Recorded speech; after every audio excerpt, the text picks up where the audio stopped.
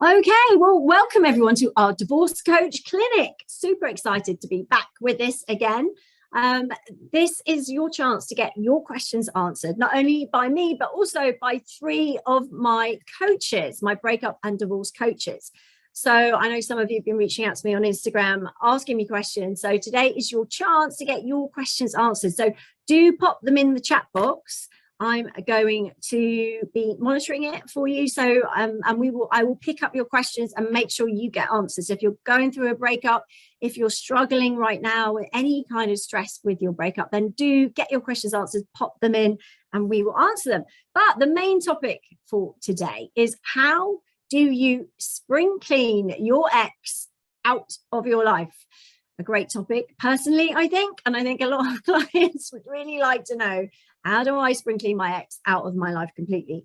Now, obviously, that's going to depend on how friendly you are, whether you've got kids, what the situation is between you all. But there's lots of things you can do to take your power back, to dial down some of those negative emotions so that you can feel like you're back in control. You can get that spring back in your step, excuse the pun, but it was done on purpose. So what we'd like to do today is I'd like to introduce you to my coaches. I'm just going to go around and introduce them all to you. So first we have Emma. Emma, welcome. Thank you. Thanks for having me on. I am Emma Halliwell. I'm one of Sara's accredited coaches and master practitioners.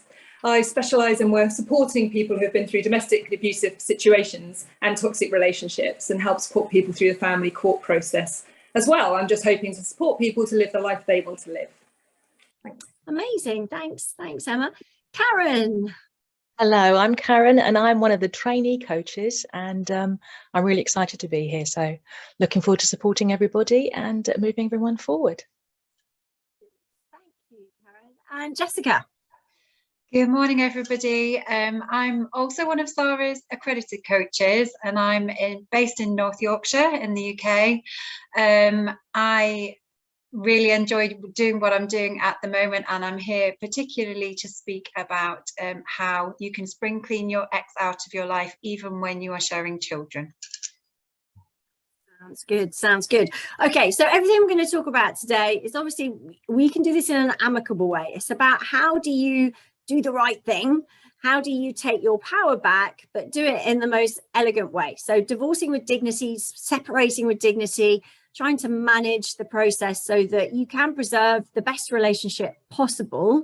And I say possible because if it's safe to do so, and safeguarding issues for those of you coming out of toxic relationships, but also doing the right thing by the kids so that, you know, you can have a breakup where your ex isn't under your feet anymore.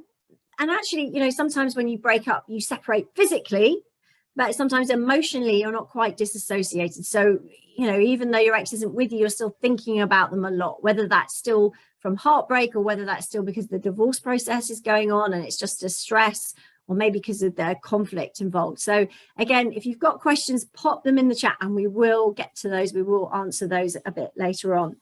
But first of all, we're going to kick off with going around and just answering some simple questions with the coaches. So first of all, we're going to look at some simple ways that you can literally spring clean your ex out of your home. And I think this is really important, not just emotionally, but also practically. So Emma, we'll head over to you first. What are your top tips for spring cleaning your ex out of your home? Oh, well, my top tips, a couple of things I did actually, which really helped me initially, were getting some new things that you like. Now, this doesn't mean spending loads of money. You can spend as much or as little as you want, but change your cushions on your sofas, give a different vibe, or change. I got new mugs, definitely new bedding, and putting up some different photos, happy photos that make you smile.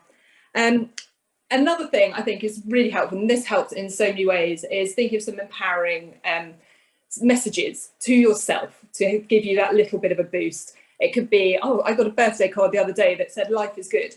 I put it on the fridge, you know, enjoy today, those sort of statements. And I have two young children when they were much younger, when I separated, and we were going away for the weekend, and it's hard work with two children, but we got this phrase of make every adventure amazing. So now whenever we do anything, we say that, and it makes the extra work of being a single parent really worth it, and you go and you have an amazing time. So empowering statements anywhere and everywhere can really help. I think empowering statements are great, and you can just pop them on a little post-it note as well, and pop them on your bathroom mirror or in the hallway, somewhere where you're going to see them a lot is really key. And yeah, I love your tip about cushions and just the small things, because small things can have a massive impact. Quite often we don't realize, but actually changing some things around and actually getting rid of the stuff that makes you unhappy. I think that side is good too. Putting in good things, but also detoxing out some of the negative things. I think, Karen, you wanted to pick up on that topic as well, didn't you? Yeah, getting rid of some of the negative mindsets and things. Thinking about, if it's been a controlling relationship, how you think about yourself now that you are strong enough now, you've come out of the relationship, whether you chose to or not, but you are now in the driving seat. So that's the exciting thing. You can choose what you do, how you spend your time, and how you react to things. So you really are quite a powerful person, but it doesn't feel like that at the beginning. So it's looking at things like having the powerful statements that Emma said, and looking at how you reframe your thoughts and your feelings. So if you're feeling you've got a bad morning, how can I actually start this in a different way? And it's about flipping it. And I think that's one of your techniques that you look at, and you look for the good in that situation. So that's kind of how I would start it and get that mindset going. So yeah, absolutely. Really, really good advice, Karen. Thank you for that. Jessica, what would you like to add? Yeah, it's really interesting listening to both Karen and Emma, because I found that you might be in a relationship where you haven't made many decisions for yourself, and that sort of first element of making your own decisions at the start, and the fact that it is you now in the driving seat, that's really interesting that you mentioned that, because I'm sure that will be really linking with somebody's relationship. I find it really important when I speak to clients to talk about communication and how you can make communication really work for you at the start of that breakup process as well. If you might still be linked in so many different ways of communicating. I've had clients who your bank details, and every time somebody spends some money in a new relationship, it kind of comes up on your screen, and it's a case of clearing out those communications that are not helpful to you because they're bringing it back. And also social media, that can be a difficult way, if you're constantly seeing what is going on in that situation with your ex-partner, it can be really sort of making that work for you. And in many ways, that's just stopping it and blanking that out for a while. It probably is unhelpful for you to see that.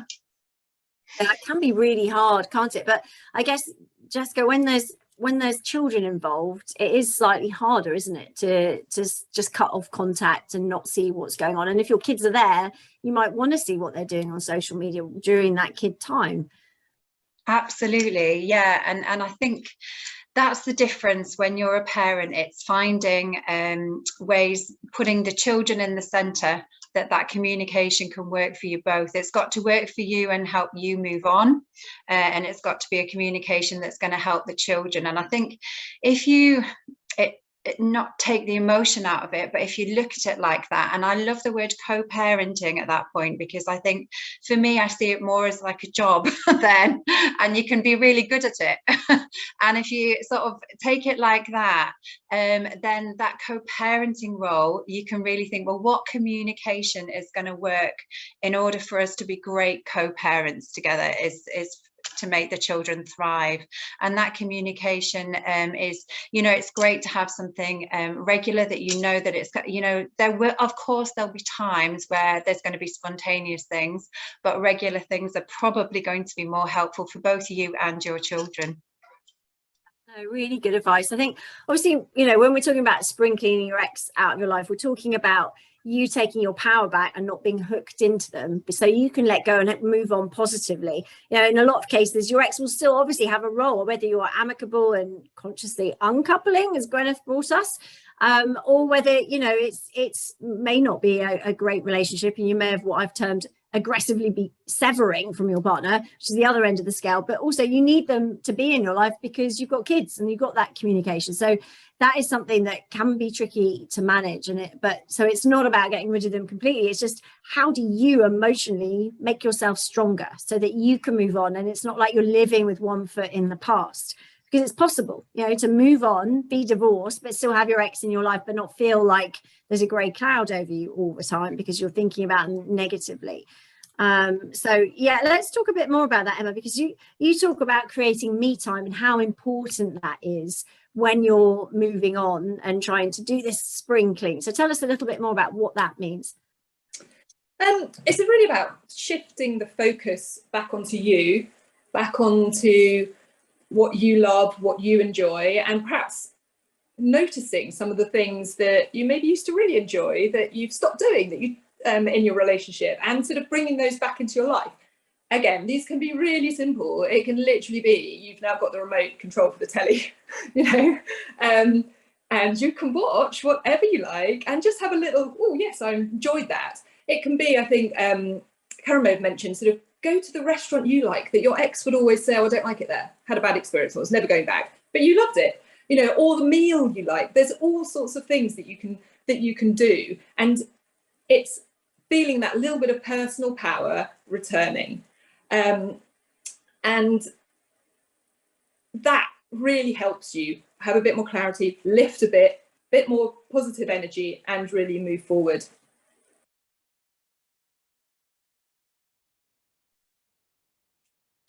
Sorry, I'm trying to do 6 things at the same time here, looking at the chat. But yeah, I mean, I think that's great advice, because taking your power back in your own home is going to be important, and starting to feel good.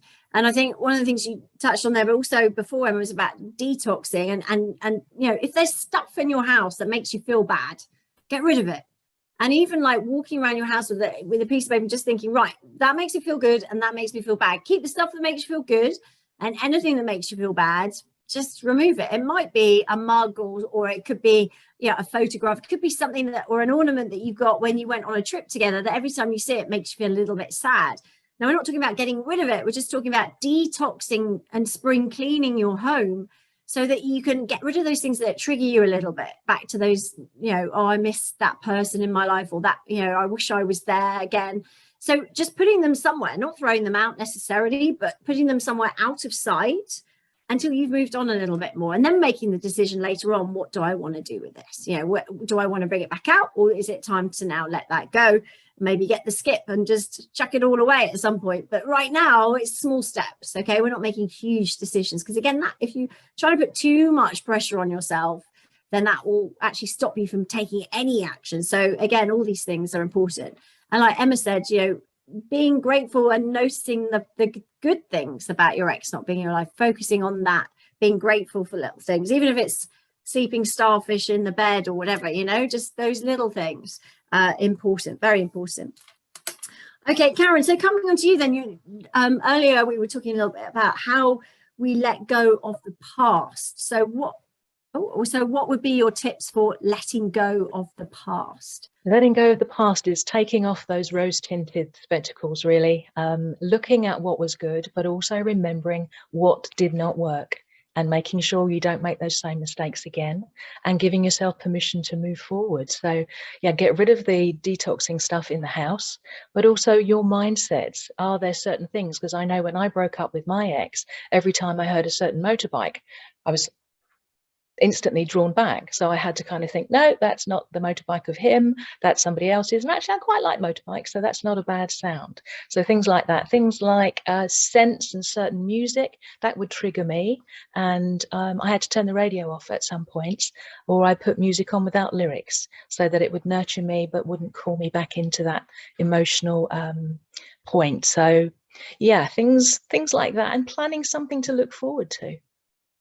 It's having something to really lift your focus, rather than I'm swimming in this, I'm unhappy, I don't know what to do. Have something to look forward to. So phoning a friend for coffee, that kind of stuff. Yeah, going to a gym, being brave, and actually looking at solo life as being quite an exciting adventure, but it takes energy. So it's looking after our energy as well. Yeah, do you think it's about self-care as well? Because obviously sometimes, you know, the thought of going to the gym might be too much, but you know, taking a hot bath could be maybe a nice thing to do. A lovely pamper bath, yeah. Epsom salts is good for a good detox. So you detox your body as well as your mind, as well as your house. Yeah, using aromatherapy oils. Clients of mine, we use stuff to boost us up. So geranium oil, things like that. Having that on a hanky when we're having a moment, you have a quick sniff of that and you go, I can, and I will do this, and I will get through this, and that anchors you back into a more positive mindset. So yeah,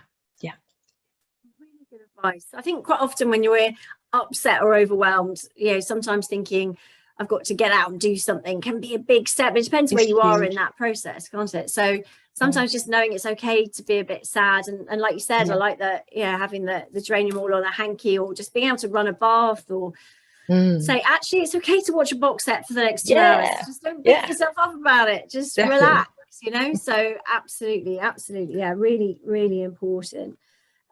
Jess, do you have any tips on letting go of the past? Well, it made me think about, because when I divorced and I had my 2 children, and I have them most of the time, but I did every other weekend suddenly have this weekend where I didn't have my children, and I had spent all this time being a mom and having mom friends, and that was my social life. And so it was immediately, well, what do I now do with my weekends where I don't have my children? I can't really go and attach myself to my mom friends because I don't have my children, and that's going to be a bit weird.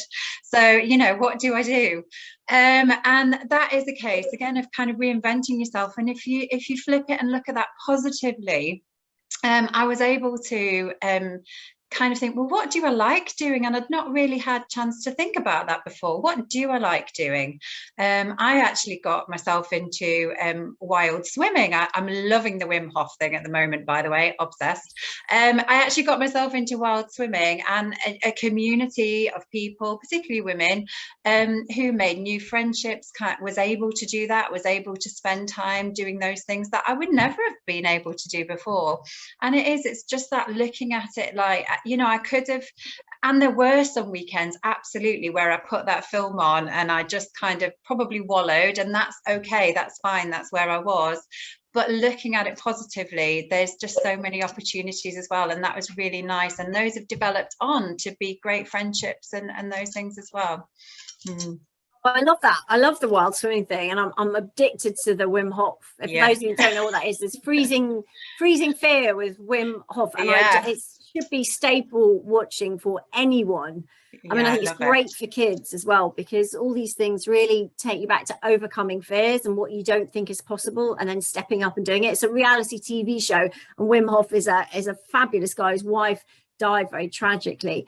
And he was in so much pain that he decided he was going to step and find things that were going to help him overcome that pain. Now, they're quite extreme, some of the things he does, but they're super powerful, and actually changing the way scientists think about managing fear and things, as all self-help quite often does. So definitely one to watch if you haven't been watching that. Absolutely. And I think what you were saying, Jessica, about going out and doing new things, again, can be quite daunting, as you said, but once you do, the friendships that you open up, I think a lot of my clients, maybe a lot of people listening, will resonate on the fact they're going to hang out with your mum friends at a weekend when you don't have your kids.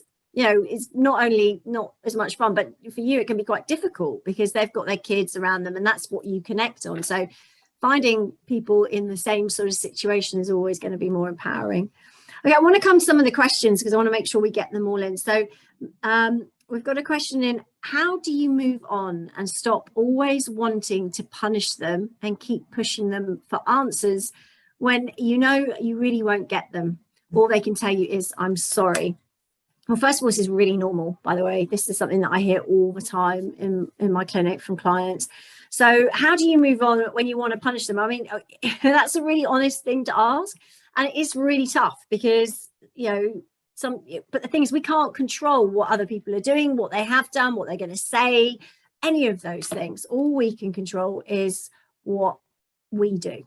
Okay. So again, there's so many things here, but before I jump in, I'm going to come to Jess because she's nodding away there. So Jess, what would your tips be for helping somebody who maybe wants to get the answers and is punishing, feels that there should be some punishment there?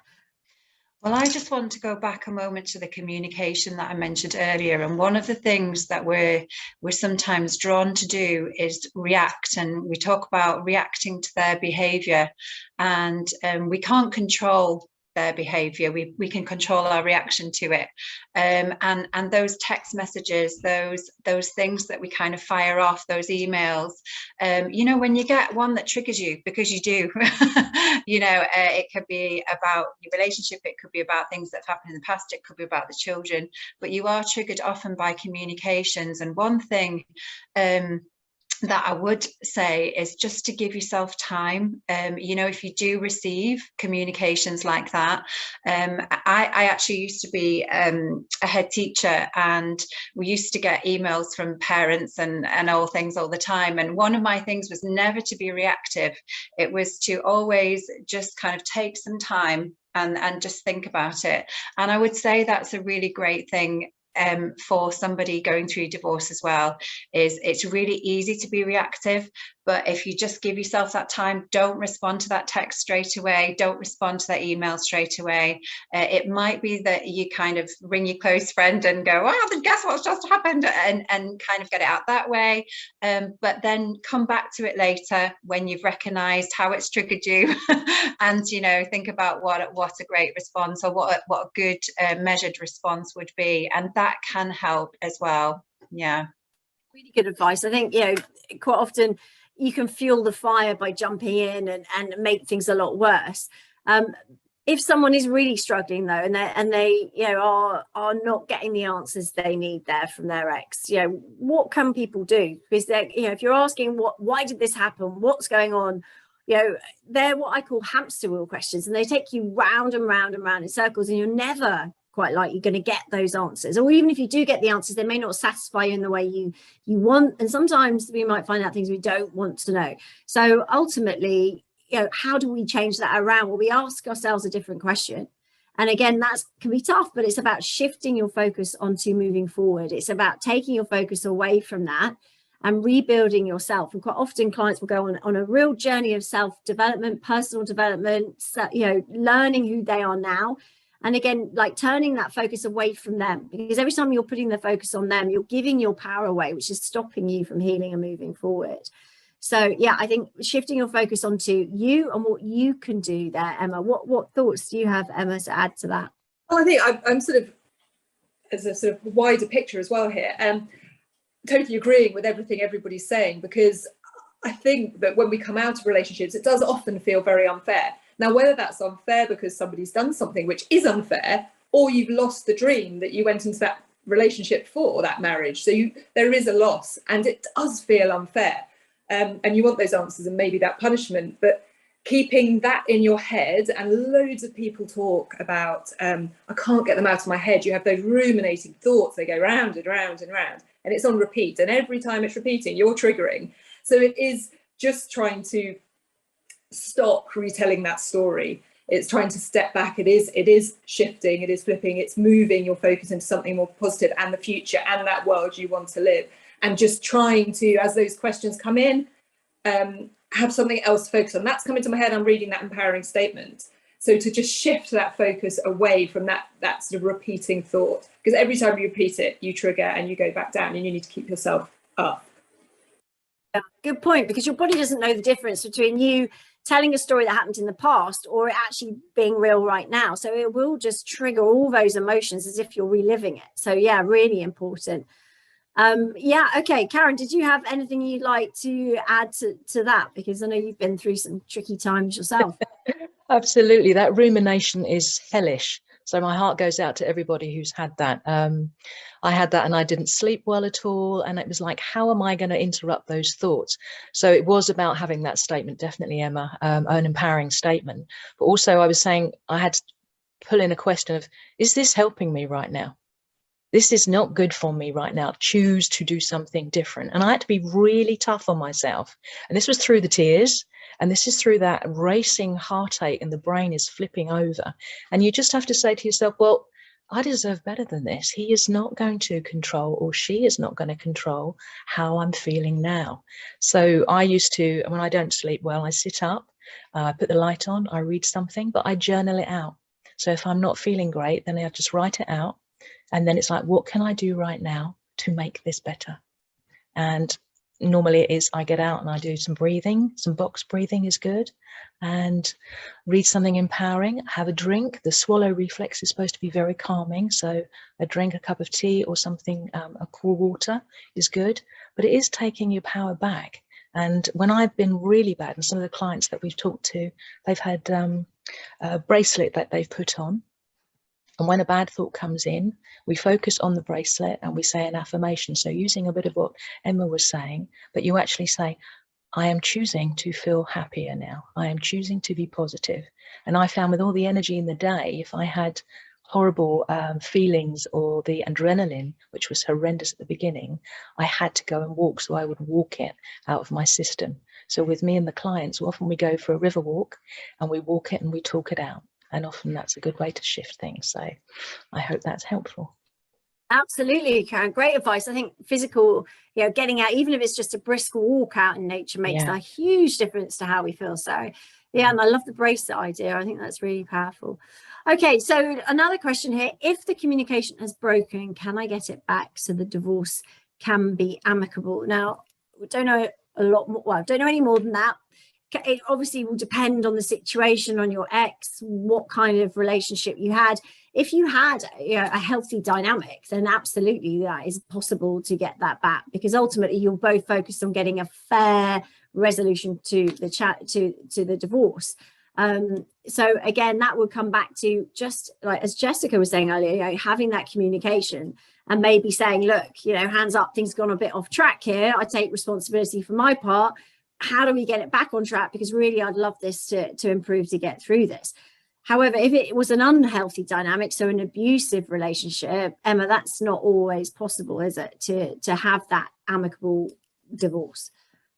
No, it's not. And there are times where you need to separate. So are you moving forward and your divorce, and treat that a little bit like a business transaction, like work, and you parent on a slightly different level. Ideally we will co-parent and communicate healthily, but at times that isn't going to be possible, and that might change over time, but it might not. So it's about stepping back, staying calm, keeping in control, having some clarity over the situation, and just so I've lost the train of thought I was going for.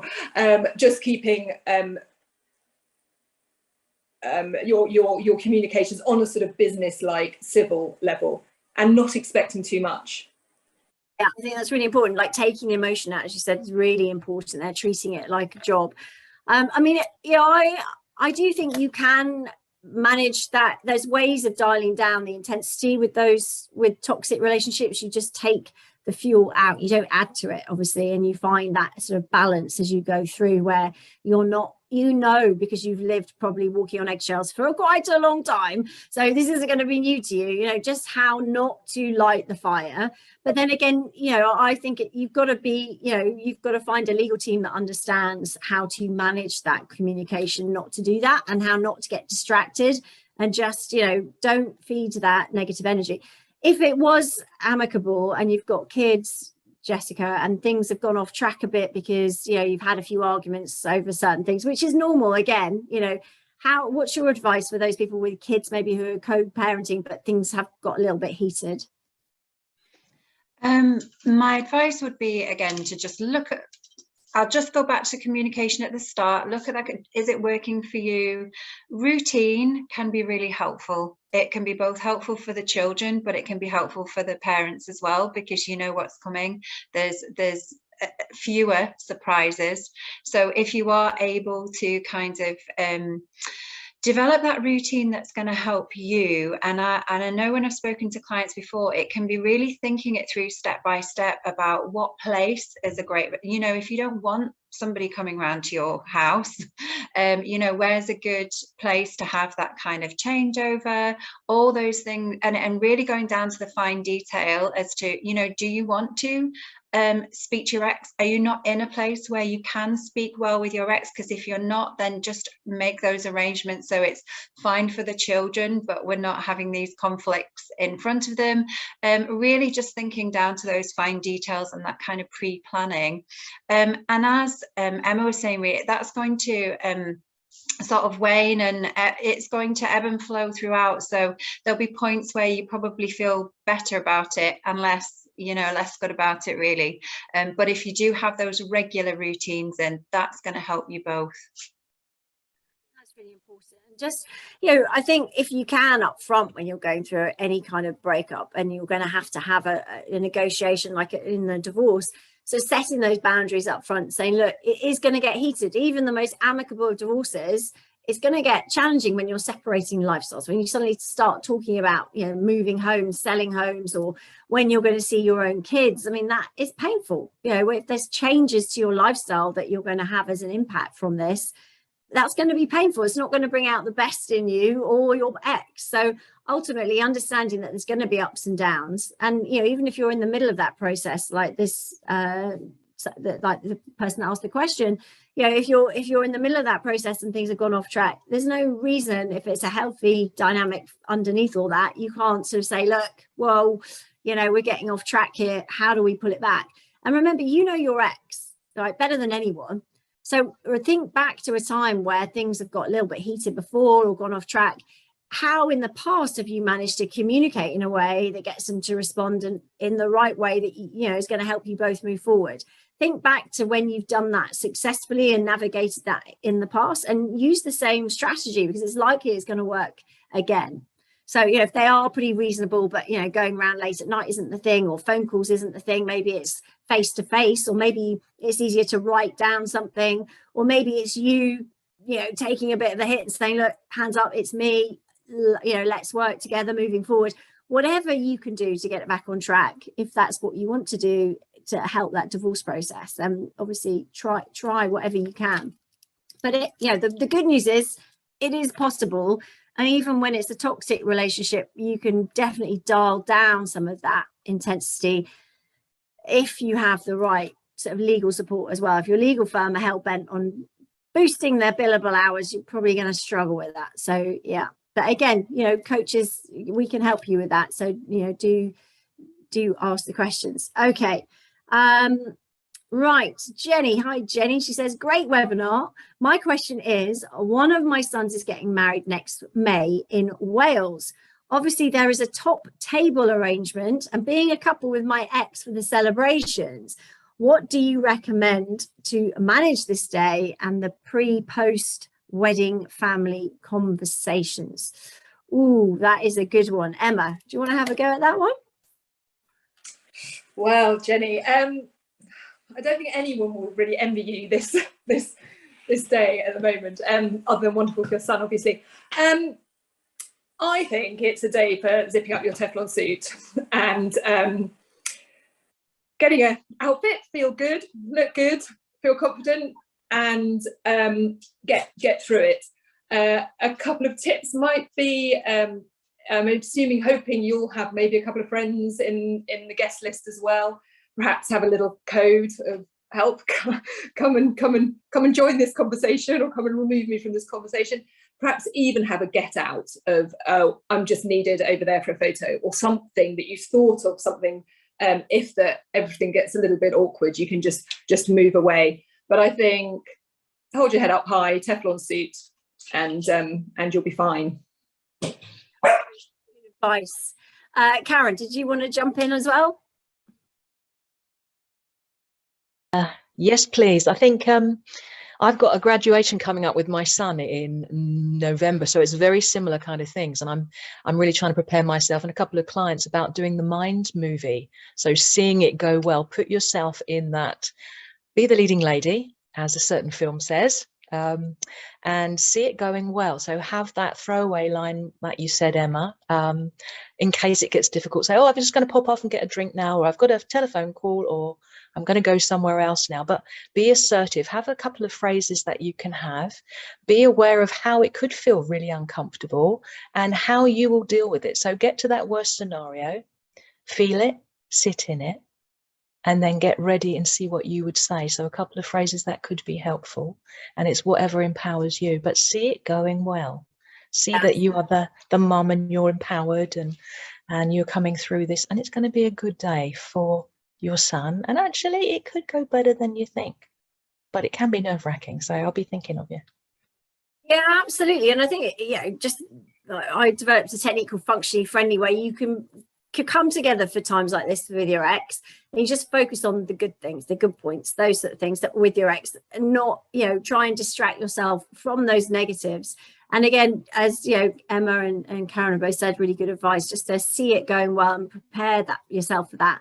And I love having that getaway clause, so you can shoot over, oh look, I'm just going to go and speak to cousin James over there and just skedaddle off. And it might be worth having, you know, a few people there who have the heads up, look, I may need saving, you know, if this, and have a signal or a word or something, so they know to come and, oh, do you want to dance, and just come and swoop you away.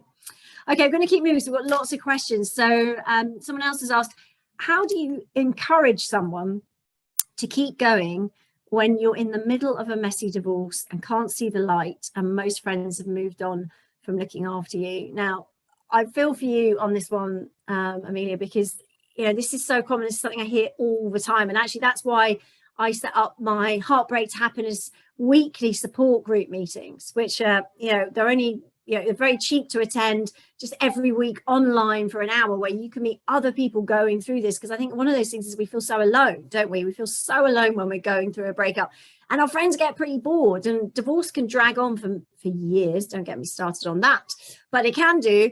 And, you know, sometimes your friends are just like, oh, come on, we're bored of this conversation, or we're just exhausted emotionally from supporting you, or you should be over it by now, come on. Whereas when you're in the midst of a messy divorce as well, that can be very difficult. So, you know, I think, you know, finding your tribe, finding a support group, finding other people going through it that aren't necessarily your close friends and family that can support you is one way to do that. So if you're interested in the Heartbreak to Happiness support groups, do check out or drop me an email, Sara@saradavison.com, to find out more, but it's on the website. So yeah. Or Jessica, do you have any tips for someone whose friends may have moved on from looking after you during a divorce? Probably similar to what you were saying, Sara, and another one, funnily enough, of my niches is actually working with people of faith who are going through divorce, and often they feel can feel quite isolated within their faith community, despite, you know, having this wider family of faith. Being divorced can also make you feel quite isolated. So yes, I've set up something similar just for divorced Christians, actually. So there is different stuff out there for people, and I would say just have a look because there will be somebody like you somewhere, and there'll be somebody who'll be able to support you somewhere on that as well. Yeah, so have a look. Absolutely. Okay, we've got more questions coming in. This one, Patricia, I feel for you here. Just want to share my decree and absolute arrived 2 weeks ago after acrimonious 5 years with a legal bill of £130,000. I felt I was hit by a bus after 41 years together. Now I need to move forward and forget the anger. So how do I do that? So, I mean, Patricia, these, you know, the legal bills, again, something that I have personally experienced, and it's just ridiculously crazy. And it is difficult when you've got so much anger. I think anger is one of the emotions that a lot of people, you know, naturally find quite difficult to let go and move on from.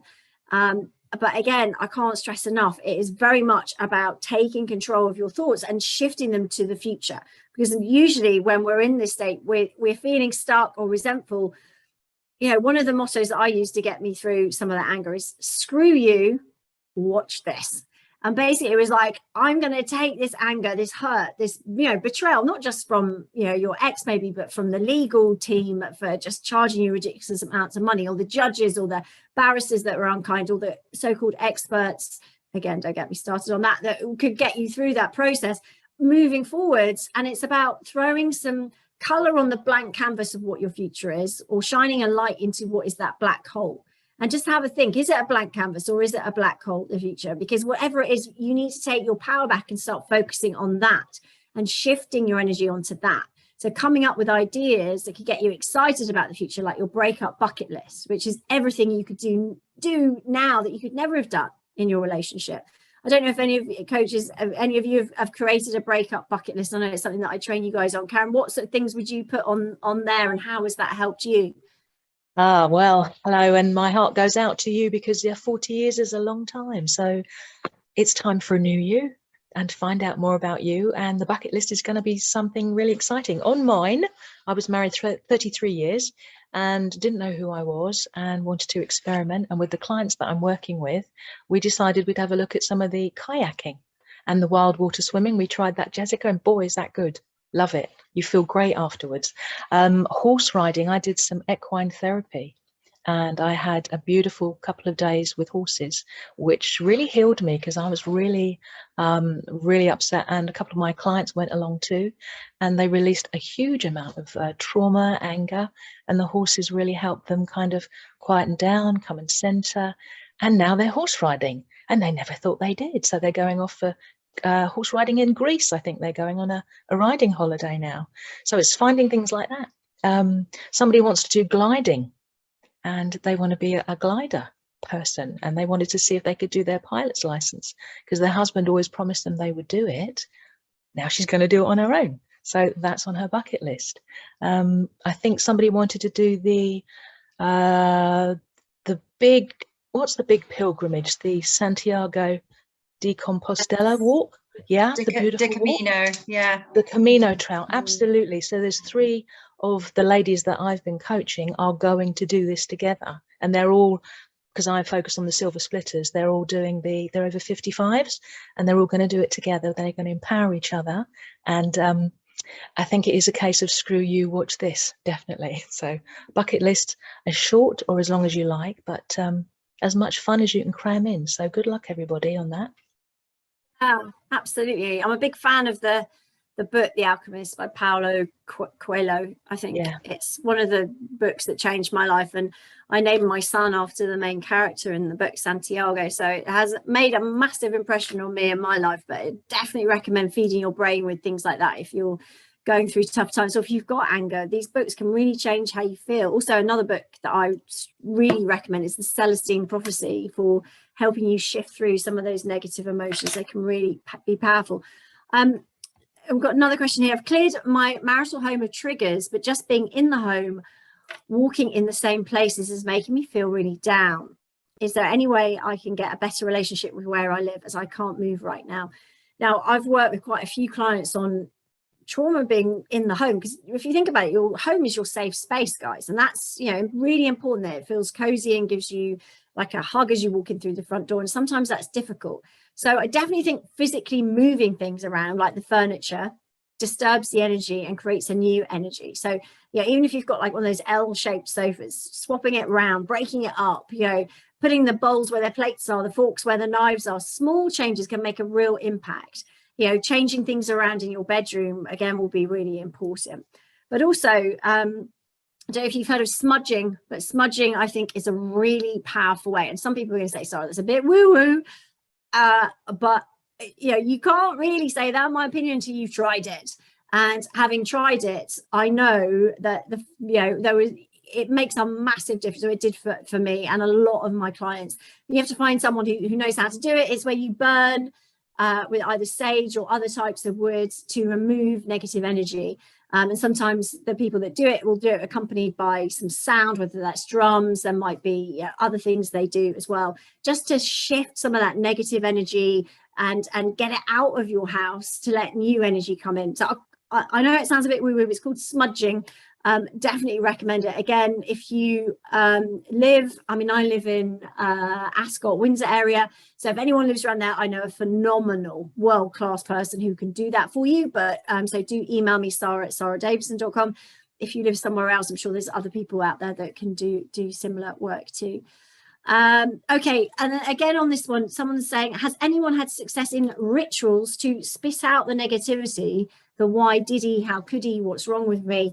Might sound new agey, but and also she does wild swimming. I'm wondering if I could float something to set sail to the relationship somehow. So I don't know, Karen, you're nodding away. What experience do you have with any of those things? Oh, I love a bit of woo-woo. Absolutely. Holistic healing is great with the coaching. Absolutely. What we've done with lovely clients is we've done a fire ceremony. So you write down all the things you want to let go of. You tie it in a little bundle. You put a little herb with it. So you could put either oregano or some lavender or some rosemary, and you put it in the fire and you let it go. And you visualize that going all away from your body, from the pit of your stomach to around your throat, things you've said that you don't don't want to hang on to, and you let that burn and you breathe out and you let it go. That is really powerful. So anything like that is good. Putting stuff in the freezer, you can write a letter, put it in the freezer, freeze the emotion, and then you get rid of it in a few years' time. Those kind of things are, you're transferring onto something else and you're consciously saying, I'm drawing a line, I'm letting it go. So you do have the power to do that. So yeah, love a bit of woo-woo. I love it too. I love it. Does anyone, Jess, you're nodding away. Do you have anything to add to that? No, you're the well, more world's so because I think it's Friday and I'm just thinking of the cocktail woo-woo. but no, but no, I think I love, Karen, what you're saying about you know, and often we think about just sending things away, and it's those negative and anything like that. I just think, yes, I have done things like that before, particularly where you're just getting rid of, and it's symbolic, you're just kind of symbolically letting things go, and I just think that can be really powerful. Yeah. I agree. On my retreats that I run, so I do a 2-day breakup recovery retreat. We've got one coming up in a couple of weeks. We do a bit of this as well, so getting you to dump down all the negativity from your head. So anything that's bothering you, whether that's stress or a phrase your ex used to say to you, or something you're nervous about or worried about or just anxious about, writing it down and getting it all out of your head, and then having that on a piece of paper, which either you shred or you burn or you destroy. You do not keep, but you shred or burn or destroy it and rip it up into tiny pieces. And as you do that, just releasing that negative energy from you. And again, all these things help dial down some of that negative intensity just over a period of time. You know, fortunately, there's no magic wand to just to sort of get rid of everything in one go, but it's the process, and just start shifting things. And then once you've done that exercise, just taking some time out to notice how different it feels, you know, and just getting used to the new normal then. And also, when you wipe the slate clean of some of that negative stuff, put in some good stuff. Just don't leave a gap, okay? Because then you might go back to your old patterns. Fill in some good stuff with it as well. Okay, so it was another question. Thanks, guys, for sending your questions through. We've got some great questions here. I'm also struggling with how easily my ex wants us to be friends. All the "you are a wonderful person, you're my best friend," etc. We don't share children. Well, again, I think it's very much down to you and what you want. You know, a lot of us spend a lot of time, don't we, thinking about what our ex wants or what, you know, what we should do. But in this time, whilst you're healing, it's quite normal for people to be at different speeds, isn't it, Emma? So people you come at different speeds through the healing. You know, what would your advice be, Emma, if someone's ex is wanting, you know, saying, "Oh, let's be friends," and you're just not in that space yet? Yeah, I mean, if you're not in that space, you're not in that space, and you can't and shouldn't have to force yourself into a space like that. So again, I think it's back to what we discussed a few minutes ago about boundaries, setting boundaries. What are you comfortable with? What are you happy with? Have those firmly in your mind, and then you've got something to stick to, and that's empowering for you. And you are on your own now, and you can do what you want to do. You can feel how you want to feel, and you can say no if you want to say no, if that doesn't sit comfortably with you. So set those boundaries and stick to them. Okay, guys, I think we've sort of now worked through a lot of those questions. People are asking about my Heartbreak Happiness groups that they're so popular, guys. They fill up really quick. So we just launched a new date, which is launching in a couple of weeks. If you want to sign up for that, do, and then we'll, you know, as soon as that one's full, we'll release a new one. And Emma's involved in running those groups and me as well. So you'll find out more about Emma. But yeah, let's just go around, guys, the coaches, and just, you know, what are your final thoughts for today that you would like to leave people listening with who are, you know, going through a bit of a tough time now? So Emma, over to you. What would your final thoughts be?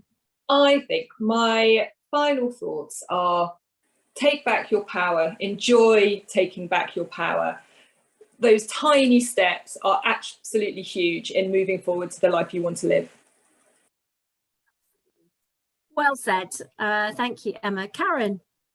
Yeah, I agree with that, definitely. I think it's, you know, be the change that you want to see in your life. This is it now. There are no dress rehearsals, so you drive yourself forward. Be kind to yourself when you need the energy boost, but be brave as well. Take little steps and discover new ways of being you, and enjoy the journey. So we wish you all the very best. But yeah, seize the day. Yeah, exactly. You only live once, so seize the day. Seize the day. And thanks, Karen. And Jessica.